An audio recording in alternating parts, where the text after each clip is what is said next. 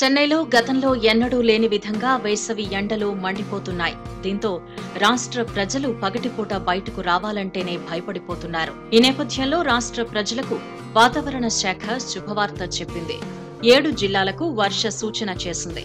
రాష్ట్రం మీదుగా వీచే గాలులు దిశ మార్చుకోవడంతో వర్షం పడేందుకు అవసరమైన సానుకూల వాతావరణ పరిస్థితులు నెలకొన్నాయి. ఈ కారణంగా రాష్ట్రంలోని 1-2 ప్రాంతాలు సహా పుదుచ్చేరి, కారైక్కాల్లోని కొన్ని చోట్ల ఉరుములు, పిడుగులతో వర్షం పడింది. బలమైన గాలులు గంటకు 30 నుంచి 40 కిలోమీటర్ల వేగంతో వీస్తాయని పేర్కొంది. అదేవిధంగా నీలగిరి, కోయంబత్తూరు, ఈరోడ్, సేలం, ధర్మపురి, కృష్ణగిరి, తిరుపత్తూరు జిల్లాల్లో కొన్ని ప్రాంతాల్లో వర్షం కురిసే అవకాశం ఉందని తెలిపింది.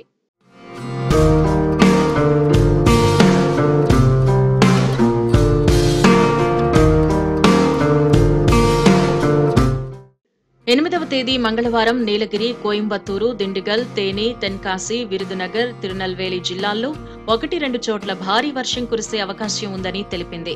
అదేవిధంగా ఈ నెల 9వ తేదీ నుంచి 11వ తేదీ వరకు రాష్ట్రంలోని కొన్ని ప్రాంతాలు సహా పుదుచ్చేరి, కారైక్కాల్ ప్రాంతాల్లో తేలికపాటి వర్షం కురిసే అవకాశం ఉందని వెల్లడించింది.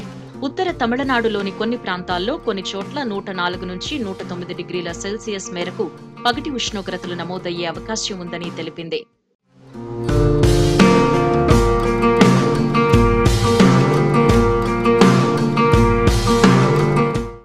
ఇక రాజధాని నగరం చెన్నైతో పాటు పరిసర ప్రాంతాల్లో ఆకాశం మేఘావృతమై ఉంటుందని, గరిష్టంగా 104 డిగ్రీల మేరకు పగటి ఉష్ణోగ్రత నమోదు కావచ్చని వెల్లడించింది.